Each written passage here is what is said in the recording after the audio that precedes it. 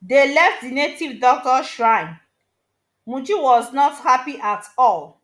The outcome of the visit did not go well with her. Why will mine be different? Why will it come with a clause? Muji asked as they were heading back to the village. Yewande tried to encourage her. You will be okay. All will be well. But she ignored Yewande. Hello guys, welcome to Moonlight Tales by Uju. The title of my tale is The Chosen Fate. Long, long time ago, there lived two best friends in a small town called Ika. Yewande and Muji were very close friends and inseparable. They shared everything from childhood dreams to adult aspirations. Most times, people mistake them to be biological sisters because of how they do things together with peace and love. They were always together. Both of them got married almost the same period. They also took in the same line. One day, Yewande went to Muji's house, and as they were discussing, out of curiosity, they decided to visit a Babalawo to seek the future and destinies of their unborn children. So Yewande and Muji embarked on the journey. On their way going, they met an old woman who pleaded with them to assist her to carry her load to a particular distance.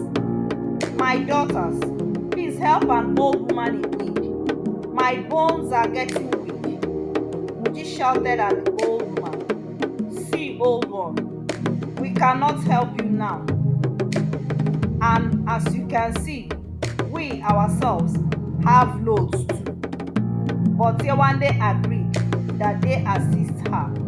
She pleaded with Muji, who later agreed but was complaining. They approached a junction. The old woman said, My children, I've reached my destination. Thank you so much, and I really appreciate this. May God grant you, my children, your heart's desires. Please, very important, do not be in a hurry to make decisions. Yewande smiled and said, Thank you, ma'am, while Muji nodded. The old woman waved at them as they continued their journey. They arrived at the native doctor's shrine. He welcomed them and asked them to sit down. The native doctor said, as he was staring at them, My children, I know what brought you here. He pointed at Yewande. Your son will be great and rich right from a very young age. Yewande smiled. He also told Muji that her son will make it great, rich and famous if only he has patience. He also advised Muji to invite patience as a lifestyle, and the outcome will be highly exceptional. They left the native doctor's shrine. Muji was not happy at all. The outcome of the visit did not go well with her. Why will mine be different? Why will it come with a clause? She asked as they were heading back to the village. Yewande tried to encourage her. You will be okay. All will be well. But she ignored Yewande and took another path to her house. Muji avoided Yewande for a period of time. She refused to visit Yewande or even allow Yewande to come to her house. Some days later, Muji went back alone to the native doctor's shrine to seek for solution. Baba, please, I want my son's destiny to be bright and great once he comes of age. I don't understand this patient thing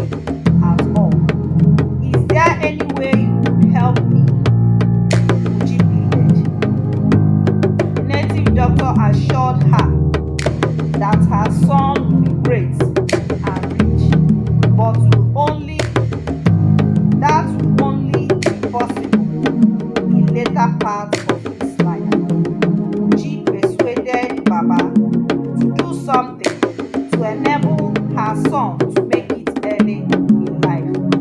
Baba then insisted that the only solution is to exchange her son's destiny with that of Yewande's son.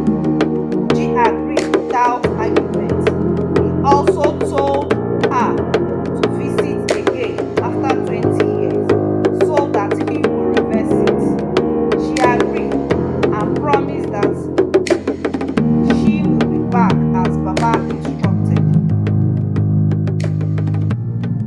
He swapped the destinies and Muji went home happy. 19 years later, Yewande's son and Muji's son went into farming, but Yewande's son was not doing well. He struggles to make ends meet. After every harvest, his farm proceeds will be nothing to write home about. On the other hand, Muji's son is doing very well for himself. He has plenty of farmlands and barns. He also has many acres of land.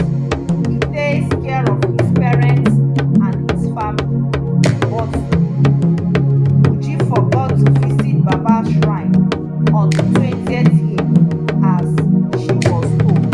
She got carried away by her son's progress and increase. 10 years later, Yewande's son decided to hang himself.